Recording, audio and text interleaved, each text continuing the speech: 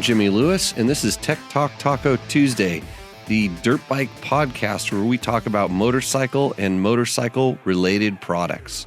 On Tech Talk Taco Tuesday number 35, we answer a lot of questions because we had taken a week off or something, and the inbox is all filled up, and everybody wanted their questions answered. So as a solo host, I can only do my best working all of those controls. But at least on a side note, the live calling is sounding good. You got to listen. This show is brought to you by Taco Moto. So you've heard us talk about Taco Mike on the show. He's been a guest host a few times. Taco Moto Co., that's how you find him on the web, sells a lot of the kind of cool and unique tuning products that you need to get your emissions compliant bike running up to snuff. So if you have questions, he has answers, and he can also sell you the stuff. So if we can't answer the question here, which we hope we can, maybe he can answer the question over there, and he can also sell you the parts that you might need to get your especially KTM or Husky dual sport bike running like a champ.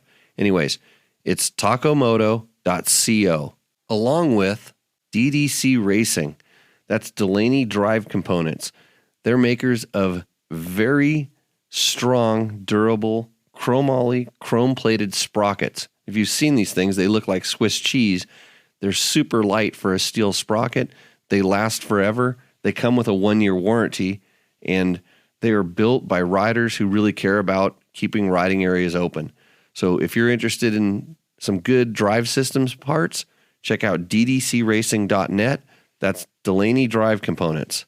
And Climb has been with this show since the beginning, and I really appreciate that. What I like even better is that the gear is super awesome. I've been wearing it since the beginning. It's evolved a bunch. It's very durable, really good fitting.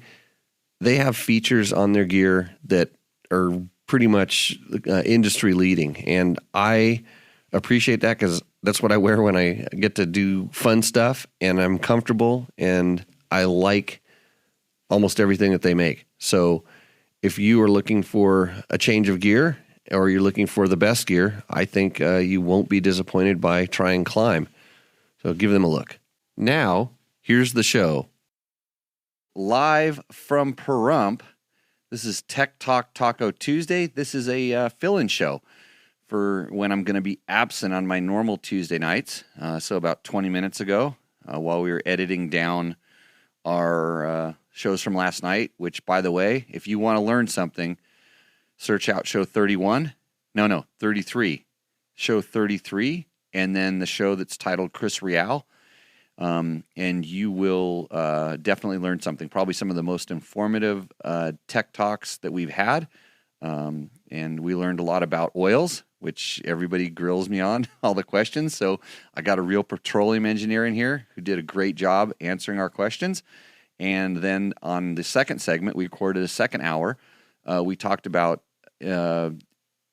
future motorcycles, emissions, and sound requirements and stuff like that, stuff that we're going to deal with, what manufacturers have to deal with, and how really the products are getting better, even though we're also bummed out about the regulations. That we're getting better and better bikes. So a couple of really good shows to check into. Tonight, I do not have a host because couldn't find anybody in 10 minutes. So that didn't work. I'll just babble on myself. Actually, probably the reason last night's shows were so good is because I didn't talk so much. So take that for what it's worth. On to some other stuff. On the site, Scott Hoffman rode some of the new Dunlop tires. Check that out if you're interested in some of their tires. They're making changes and making them better, and I'm excited to ride them myself because I think that they could work better for me. So that should be good. On a couple other things, I still need to get up the KLX 300 riding impression, which we have the 230s, the dual sport, and the off-road only version done. So those are up there, and maybe I'll get to that tomorrow. And I have a really cool Honda CR450X long-term wrap-up being uploaded to the internets as soon as I have the bandwidth. Was he on his back wheel, Gabe? They know it. Yeah. The Pahrump Willie boys are alive and well, ripping up and down the back. The Navajo Willie boys, as we like to call them. They're not dead yet. So, yeah, keep it on one, bros. Send it. Good times. So I'm going to get to some of the questions that we missed out on last night. And when we get the calls, we'll break right into the calls and bring you onto the show. So Simon Hale asks, I need some help. I watched the 2019 CRF 450X long-term test video, and I bought a bike with 4 hours on it. I followed most of your mods, FMF muffler. He could not get the Mega Bomb yet. Open up the airbox, the JD jetting tuner, recluse clutch. The bike has a lot more power but flames out when you blip the throttle at low RPMs. I tried many different settings on the tuning, but the recommended settings work best. In other words, he was saying the ones that it comes with. The bike is unrideable in slow, rough terrain. He's talking about like big rocks. And it really confused me because I'm thinking something's wrong. So I emailed him back and I asked him, I said, hey, have you done anything? Wait. Did you pull the spark arrestor out, or did you not put the spark arrestor into the muffler? And sure enough, he had the spark arrestor out of it. But in the meantime, he also got the Mega Bomb and put it on there, and he said it made a huge difference. So good to know that the Mega Bomb really helps. I felt the same. I actually think performance-wise, it's actually does more for the bike than the muffler. It kind of helps the throttle response.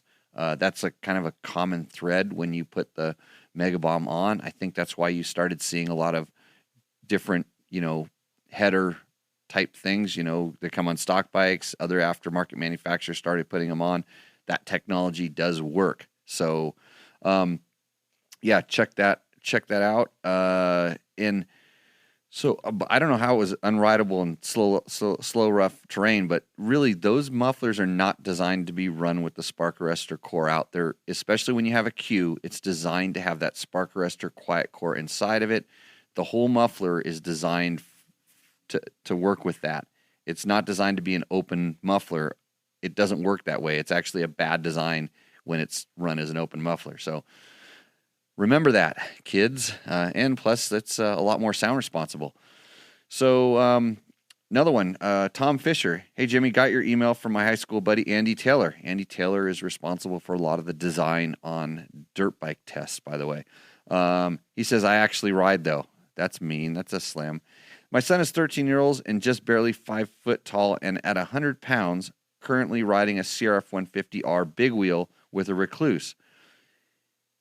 It has been perfect, and he's getting really good at technical single track, but he's about to outgrow this bike. I think a CRF 250X is too big for him. What bike should I look at, even if we had to do a linkage and seat shaving? Would the KTM 150 be good? We only ride on desert trails here in the Scottsdale area and our trips out, to southern Utah. Thanks, man. I really love the Tech Talk Taco Tuesday podcast. Keep it up. So, Tom, if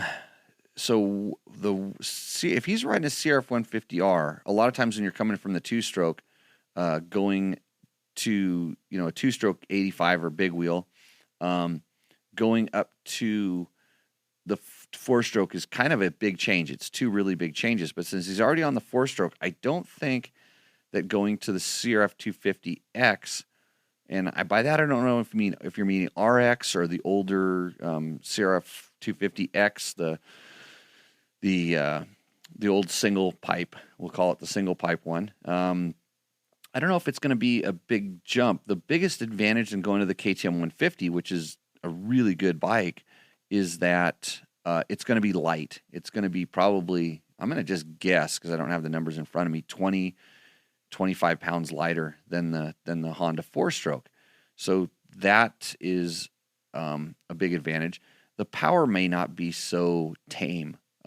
If you go to the RX, then that's a little more high-strung, but amazingly, we found that bike to be really good on the trail too. So, I mean, if you're kind of a Honda guy, you don't have a two-stroke option, and between those two bikes, it's really going to come down to the weight. I think the 150 may not feel like it has as much torque as especially the older Honda 4-stroke. probably a little bit less than even the new RX.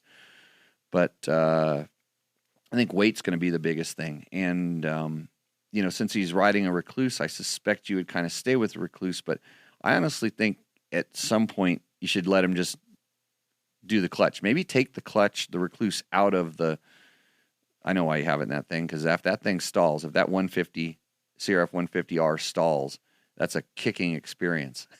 So get the bike with the electric start, and then let him use the clutch for a little while at least, and then hopefully it grows like a sprout, and then you have a kid on a full size bike, and you don't have to worry about bike swapping all the time. So cool. Ryan Schulte asks, my question for the show is, what should my mindset be in a hare scrambles race when a clearly faster guy that will definitely get around you should be in while he is behind you? So what's your mindset when a really fast guy is behind you? Go as fast as hell and hope not to screw up. Be conservative and let him by and follow. And Ryan is a vet level Midwestern hare scrambles type. So Ryan, I'm going to tell you from experience in passing when I was racing off-road, and I was that fast guy, and I'm also going to tell you from experience of going out to motocross tracks where now I am in your shoes. I'm the slower guy, and there's definitely a lot faster guys out there. So I have experience in both sides of this equation. Number one, hold your line. Don't do anything surprisingly quick, fast. Don't do anything sudden, because a lot of times the guy coming behind you has already picked out where he's going to go, and he may go by you without you even having to do anything. So, and I wouldn't try to race him either. If a lot of times you can hear him coming, and if you hear him coming, if you start slowly favor over to one side or start looking for the opening, the thing is, if you kind of keep going fast and you're going to try to race into the spot where you're going to let him go around, he may already be going for that spot to pass you. I hope that kind of makes sense. And I always often found that a lot of times I would see the opening and I was pretty sure I saw it before they saw it, and I'd go ahead and go for it, and at the last second they'd swerve into me. And so sometimes just holding your line is enough, but if you start, noticeably slowing down and then slowly moving to the place you're going to go, and don't hesitate, don't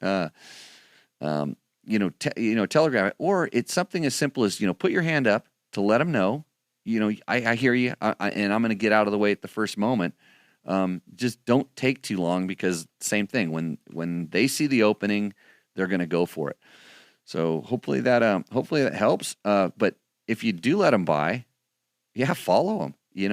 Watch to see what they're doing. That's probably some of the best learning you can do. It's really hard to learn from somebody who's behind you, because if you try to keep in front of them, they're probably going to try to knock you over. So hopefully that answers your question. Hey, Luke is in there. Luke, I have a radio here that I think you can find a home for. It was probably attached to some Wolf Enduro guy, and it got jettisoned on the trail. It's never been claimed. So Luke is one of the main principals at WLF Enduro. They have a big social media following, and pretty cool. And of course, we found Christian Parker, who wants to come in, and he's going to talk politics and religion on a soon-to-be recorded Tech Talk Taco Tuesday, but he wants to go riding with me first, so he may not make it to the Tech Talk Taco Tuesday. And George, who's often in the room, I think I saw him pop up in here. He also decided to send us a tech tip, and his tech tip is, all that paper that comes in the boxes when they ship you stuff.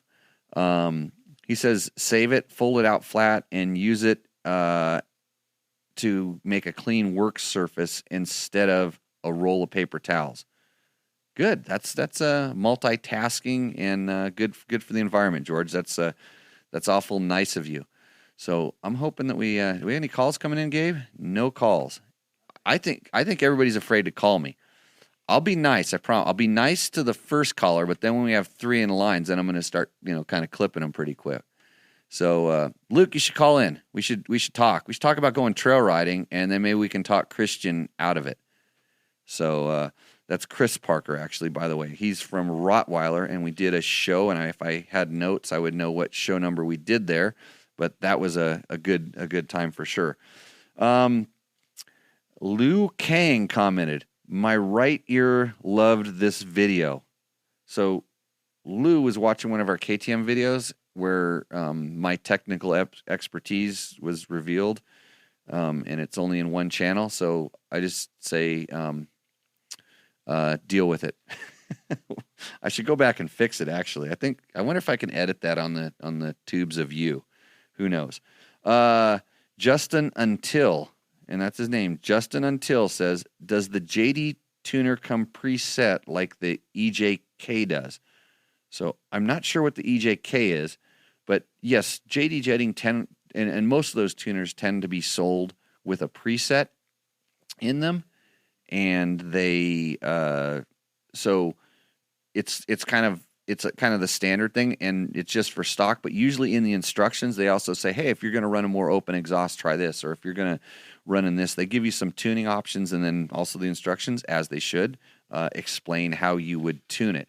And I have found that the one exact tune isn't right for everybody. You may want a little more throttle response, and there's ways you can play with, and it's bike dependent on how different ranges or different tuning zones respond to it. So, Justin, yes, the tuner comes preset is your answer. Robinson Enduro asks, and he's talking about the 2019 Yamaha WR450F. Why would anybody wanted this instead of a KTM 450 EXC? Just curious. Well, it's obvious. It's blue. It's blue, and it comes blue, and you don't have to change the plastic. So I don't know why anybody would want it compared to a KTM 500 EXC, because the KTM 500 EXC comes with a license plate. But I do like the Yamaha WR450F. If you want to read more about that, go to dirtbiketest.com, search out WR450F. I think we have a full test up there. Hey, and have you ever looked at our tests? I know most people don't read anymore, but if you read the tests and you scroll all the way down to the bottom, you'll have this section that we say what they said. And most people don't see that, but when they do, they enjoy it. So down at the bottom of the test, check that out one of these times. Little secret. I got a call. Uh-oh, here we go. This could be good. Let's see if this works. I'm going to bring you into, let's see, this is Victor. Oh, okay. Victor. Hey, Jimmy. Hey, Victor, how you doing? You're live on Tech Talk Taco Wednesday this time. How you doing? Great. How about you? I'm not too bad. So for anybody that doesn't know, Victor's a fan of the show, and he's also the Popsicle Guy. And it sounds like you're driving, yeah? You're probably a little bit here to the shop. probably in a rush. Everything's good. A rush to get to the bar, right? No, I'm at home. I'm just driving like a block away. Well, the question is, what's your choice of patching pack in case I don't like to use like bibs or anything? If I have inner tubes on my motorcycle, I'm riding out there. So what to pack what's your choice of inner tube patching? So yeah. I got a couple things here. So I'm gonna turn your volume down just in case somebody skids into you. We don't want to hear that. So the number one, I carry a tube with me, and even when I have a moose or I'm running something that's supposed to not get a flat, I always have a front tube with me if I'm going long distances. I'm going to have to rely on that. So number one, carry a tube, because then you don't have to do anything. You pull the old one out. And I used to carry these things from Slime that were called scabs, and they were literally rub-on patches, and they were way more robust and a lot stickier than the stuff you could buy at like the bike shop, those little bike shop patches and stuff. I see. Because those you have to kind of scratch. They seem like they took a lot of work, and these scabs really worked good. they just didn't last very long, rolling around in your tool bag or backpack or whatever it was. But they were pretty effective, but they were only good for a few months. Like they would kind of, I don't know if they would dry out, or if your tube actually, if once you blow it up, if it kind of ever goes flat or kind of loses air again, then they seem to lose their adhesion, and they would leak again. So it's a great way to get you out. And we've been on trail rides where we've patched 7 or 8 times, and luckily there was about 10 of these things in the package. So that was kind of my go-to. I've always pretty happy with that. And I never ran things like slime inside my tubes because... No, I never do that either. Yeah, because when you do get a flat and that stuff doesn't work, if it makes the tube wet, and a lot of times it's hard to clean off. And then when you go to adhere the stuff to it, a lot of times it leaks out again and gets in there. So that was my go-to. Remember when you were a kid and they had those patches that were in those metal trays and you'd light them on fire and they'd stick? I was going to ask you about those. I can't find them anymore. The ones that you used to light up. Yeah, because they're all toxic chemicals. You can't, especially in California, you can't get them. But those were good. It'd be, you might be starting a forest fire out in the trail where you ride. But so, anyways, yeah, Victor. Hey, good to talk to you. Hope that answered your question. My call. And yeah, hopefully the scabs are still available. I mean, if George is in the chat room, he'll probably find the link to it already and have it up there. So hey, my mouth's watering. Thinking about that I'm going to Ramiro's here in a few minutes when I get done with this, but also from those popsicles you used to bring out at King of the Moto. So thanks again, buddy. Dude, just come by anytime we're in Covina. So Right it. Okay. Mention there back then. Okay, sounds good. Thank you. See you. Thank you. Bye-bye. Okay, that was Victor, everybody. Fan of the show and super cool guy. Like I said, I ran into him at the finish line of one of the King of the Motos, and he's like, "Hey, little boy, do you want a popsicle?" So, yes, I did. So cool. Calls are working, Gabe. Good job on you. That's a big improvement for this show. So yeah, Robinson Enduro.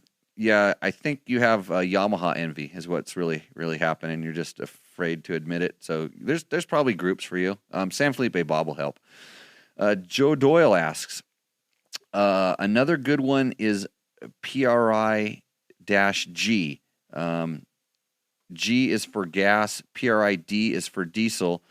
It also refreshes old gas, although I've only seen it sold online. And so what Joe is talking about is a fuel additive that he is happy with. And I'm not familiar with that, but he calls it PRIG. So he says he's only seen it online as well. That's probably why I haven't seen it, because I try to stay offline and out in the real world. But somebody will maybe put that up on the thing. Hey, we've got a couple of questions. Let's see. Eduardo Rojas, what would you like more to put on a recluse on a motorcycle? Thanks. Let's see. What would you like more to put a recluse on a motorcycle? I think that's going to have to be reworded. What would you like more to put a recluse on a motorcycle?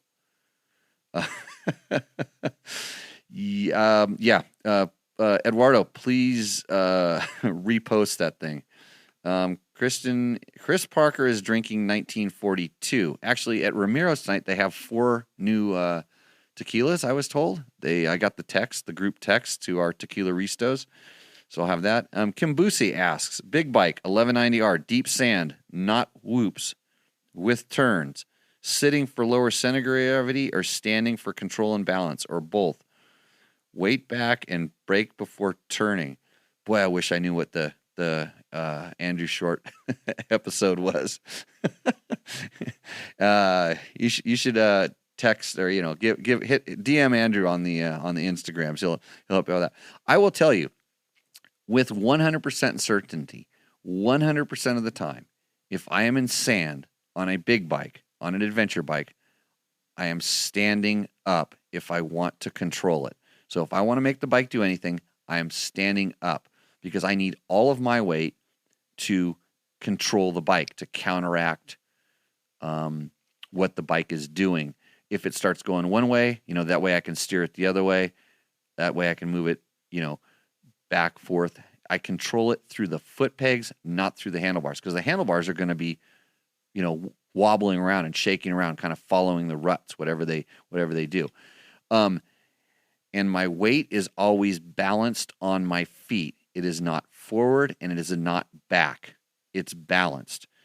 But in saying balanced, I'm anticipating what I'm going to be doing. So it tends to usually look like I'm leaning a little bit more forward than getting over the back.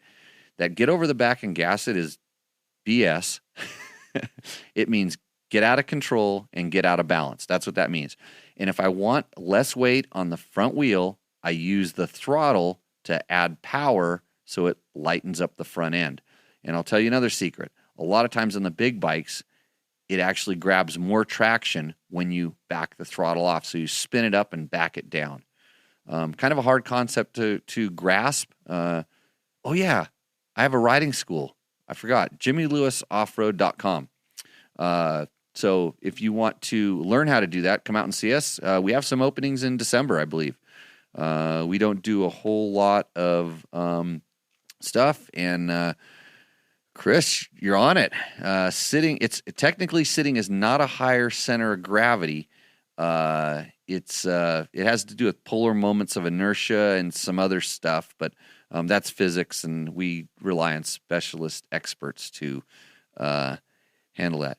And even at high speed, yes, Kip, even at high speed, more so at high speed, absolutely more so at high speed, I'm standing up because things happen faster. Actually, I'll kind of get into this because I did a call into a show called Adventure Rider Radio. It's also a pretty popular podcast. And we spent an hour and a half talking about balance, just balance. Now it's the key to everything. And I think that, and people say, why do you guys focus so much on balance? All your drills are really slow. I'm never going to ride my bike that slow. And I'm saying, yeah, you probably don't want to ride your bike that slow, but when you ride your bike that slow, you have to be very acutely aware of the balance because it wants to tip over. And when it starts tipping over, it starts losing traction, and then you can't use the burst of power to kind of rekindle your balance, to give you a second chance, because there's no traction on the wheels. The bike's falling over. There's not that much weight on the tires. So we spend a lot of time working on these slow speed drills. So you have to focus on the balance, and then as you start getting comfortable, you start picking up speed, the bike gains some momentum and it has some inertia and it doesn't want to tip over anymore. And all of a sudden you feel comfortable. So you're comfortable, and then you start, going faster, and then you start feeling uncomfortable again because bad stuff starts happening. If you never feel comfortable, if you never have that moment where you feel comfortable, you don't know when you're getting uncomfortable, and you don't know how much bad stuff is going to happen. And trust me, the bad stuff happens a lot quicker when you're going a lot faster. But if you tip over going slow, working on your balance, then nothing bad happens. And then you start learning about how important it is, and you carry that balance along with you as you start increasing your speed. And the reason I can go around a turn 5, 10, 15 miles an hour faster than you, the reason I can ride through sand much more effortlessly than you or someone else, is because I'm more in balance and I'm more comfortable. And how do you know if you're in balance? You can take your hands off the handlebars, but I don't suggest doing that. So we got a what? Another call? Sounds familiar. Gabe's over there. I sound like a broken record when I start talking about riding. Well, it's because you come and help out at the schools. You'll be teaching them. You are teaching them pretty soon. Let's see. So yes, even at high speed. Hopefully, Kip, that answers your question. And Dustin Vasquez says KTM 450 XC, 19 air forks or converted to single spring. Bike use, race purpose, best in the desert. Moran, what's your thoughts? Wow, 19 air forks or converted to single spring. Dustin, I think the KTM air forks are some of the best forks out there. and I'm a big fan of all the WP stuff lately. And I like the old air forks that nobody else liked because I actually took the time to set them up and learned how the different chambers worked. I never personally had any problems with durability on them. I've never had any problems with durability on KTM air forks. Especially out here in the dusty stuff, you don't have to worry about it. It's when you get into mud and a lot of grime. Dust will get in there a little bit, but it's not too bad. I would leave the air forks alone. Play with the settings.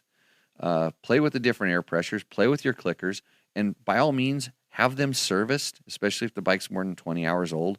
Have them serviced and do that. But I don't have any issues. And then if you're still running into problems, make sure that your pinch clamps on your triple clamps are torqued properly, your axle's torqued properly. It's not binding.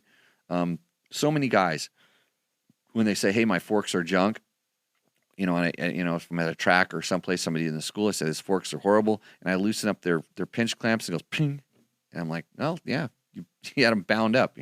They don't work very well that way."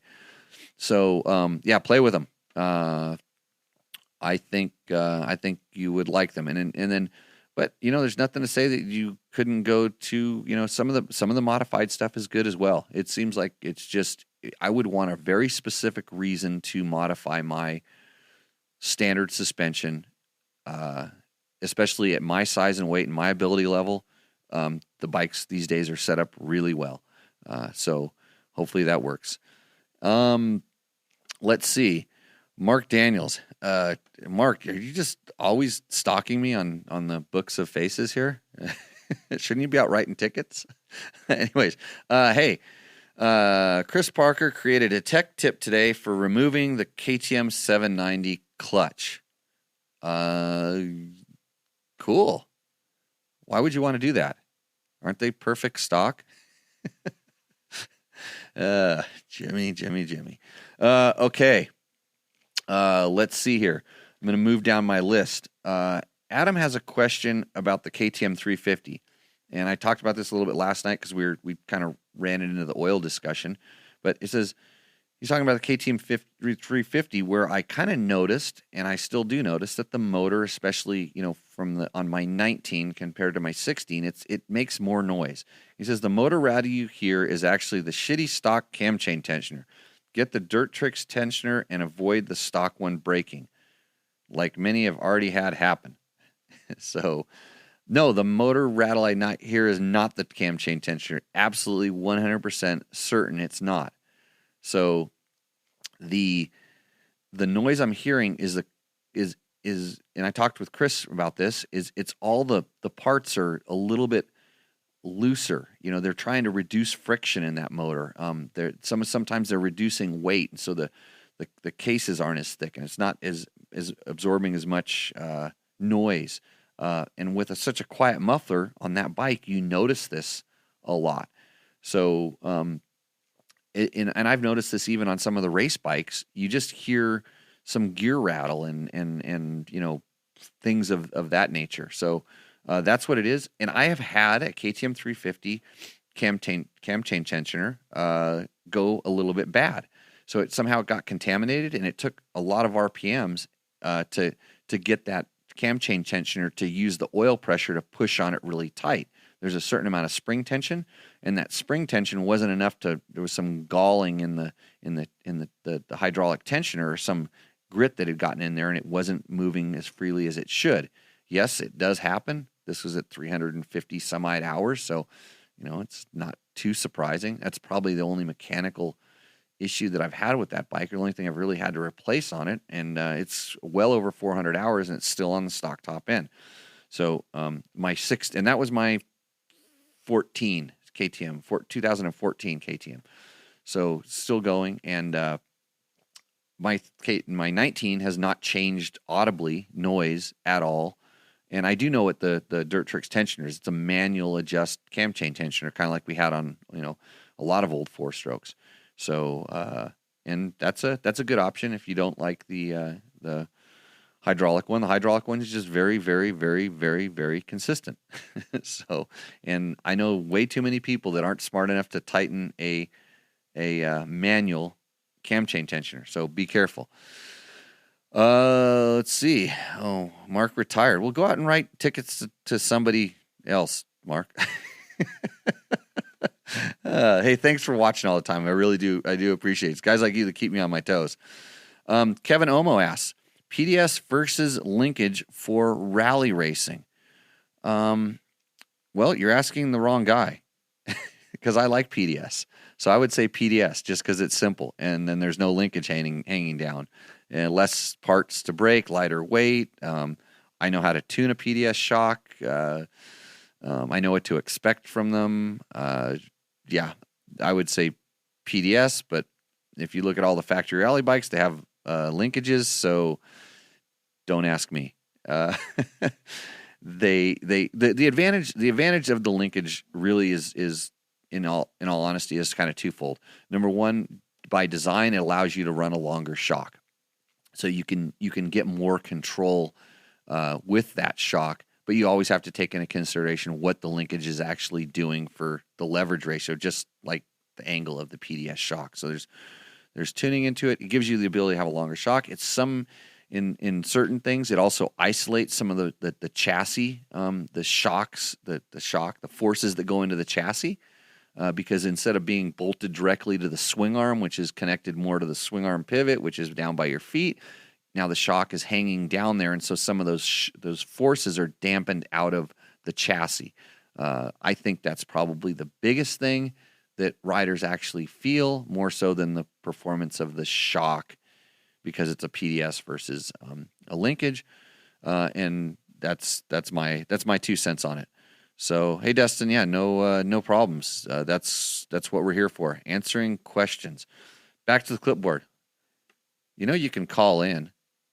The number, if you want to call in, is 775-451-3328 while we are live. So don't ever be afraid to do that.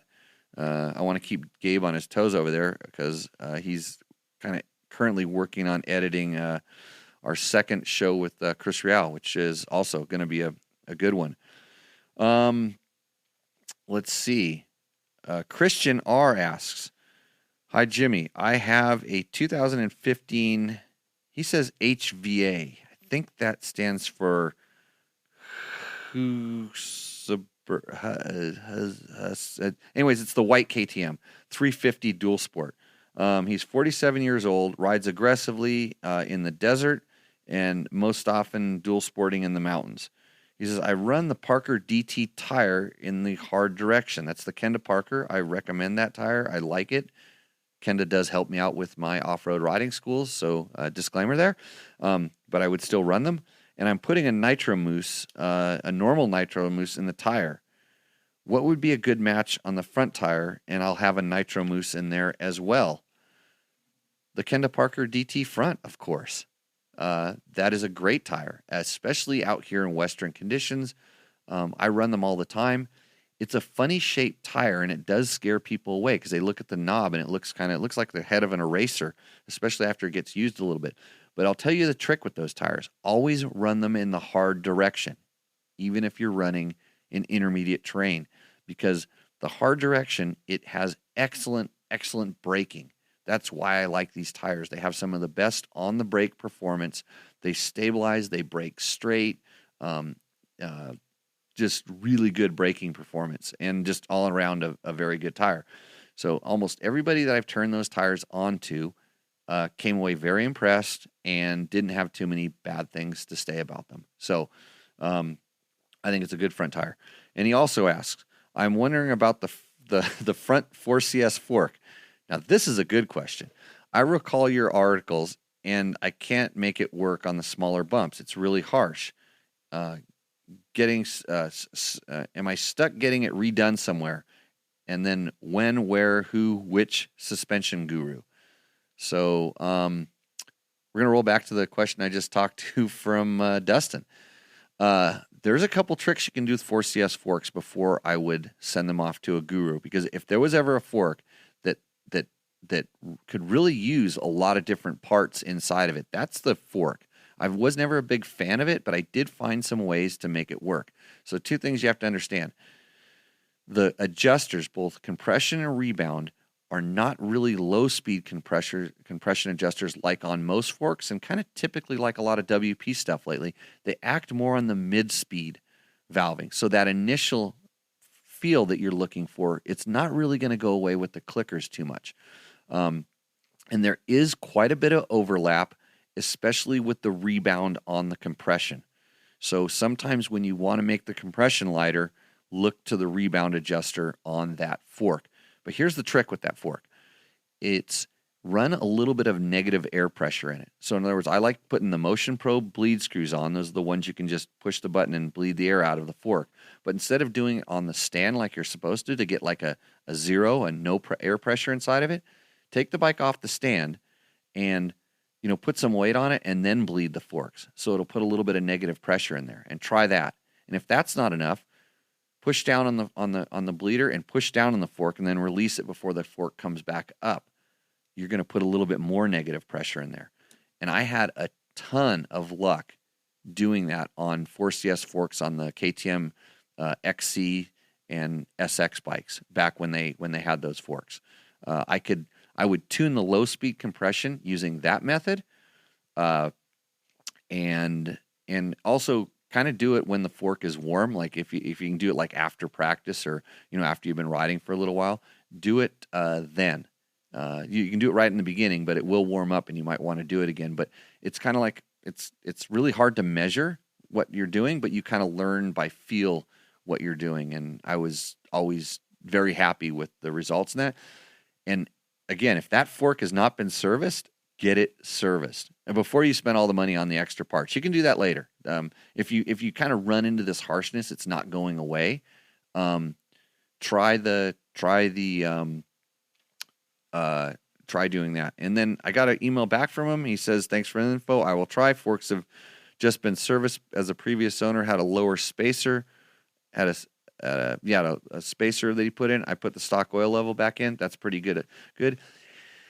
And then also the oil level is pretty critical on those. The higher oil levels tend to add to the harshness, but they also added bottoming resistance. And my problem with those forks was not only the initial harshness, they didn't have the bottoming resistance that I thought they should have for having all the chambers and stuff in there. So anyways, let's see. He says the proper springs are based on Race Tech recommendations. And I'll tell you something about Race Tech. Good suspension company. They have their own kind of theory, and Race Tech it's always been heavy springs, light valving.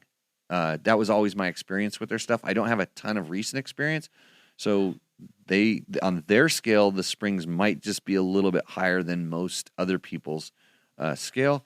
And then he said he definitely checked all the torques and stuff like that. So yeah. Good. Thanks for the advice. Let's see. And my good friend Jim wants to know. And so Jim is one of those interesting cats that just got a smartphone.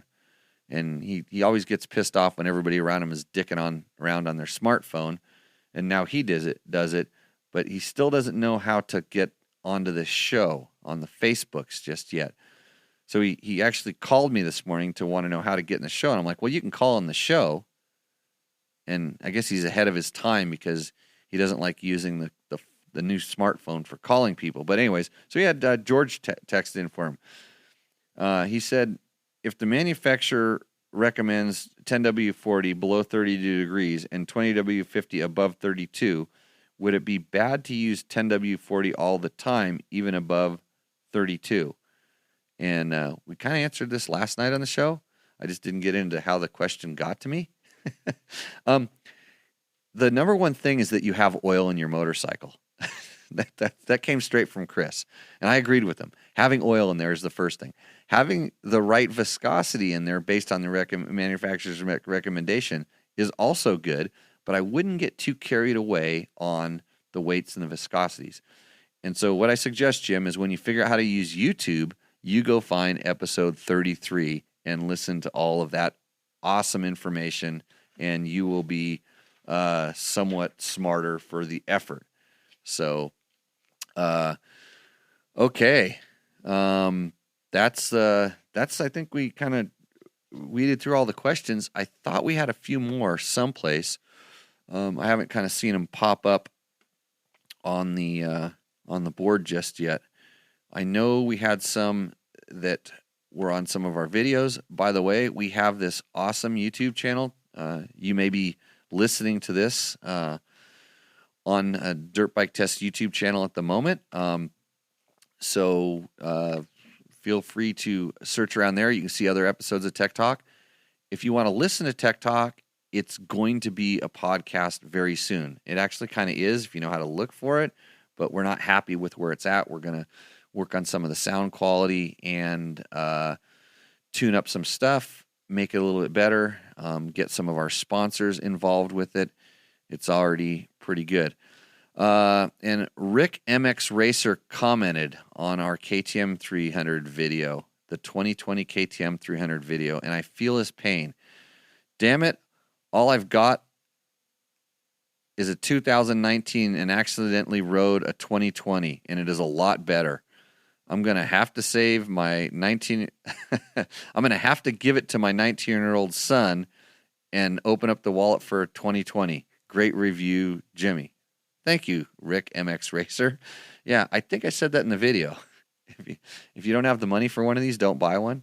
That's my, kind of, I have the pain in my life is I have a lot of motorcycles. I have motorcycles that I really, really like, and I grow accustomed to them. And since I'm not like in the magazine circus that much as I used to be, a lot of times I spend time on my own bikes, and I get very comfortable on my own bike. I'm not switching onto a new bike every time I'm riding. I'm not on a motocross bike on Tuesday, an off-road bike on Wednesday, riding an adventure bike on Thursday and Friday, and then back to a motocross bike on Sunday.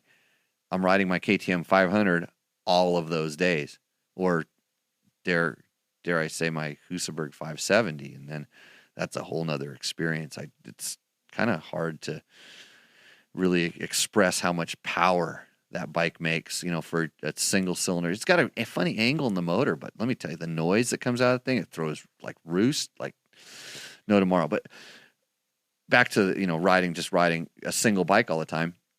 My pain is I get to go ride all these brand new bikes, and sometimes I really like them, and I go, man, I really want this because I feel the improvements even just year to year. And that the 2020 KTM 300 is one of those bikes. I was very, very impressed with it. The gains they made in the motor, and I'm riding a 2019 300 around lately, so I'm very bummed. It's George's bike, and your bike really isn't as good as a 2020, but I'm going to do my best to make it as good as I can, but it's going to be difficult because the chassis changes are going to be the hardest things to improve the older bike. You just can't go and like start changing your chassis. The suspension, I think we can get close. The suspension may actually be pretty close as it is, but the chassis really helps. And then every little bit, it's just enough to make you need to go down to the dealer and buy one. So, yeah, sorry about that, Rick MX Racer. We'll see how that works out. So, okay, we got a call. That's good. Oh, Craig Hunter says Craig Hunter, why don't you call in? I'm going to give you the number right now. 775-451-3328. Call in right now, and I will answer your question. A DBT double feature, that's exactly what this is. And I didn't answer your question from yesterday. Probably didn't see it come across the board because I was just so enamored with what Chris was telling me. I was having a hard time absorbing all the information and then trying not to, have another sip of beer, kind of like I'm going to do right now. So Craig, we're waiting for your call. It's again, I can't say it out loud with my mouth. Here, let me tell you what it is.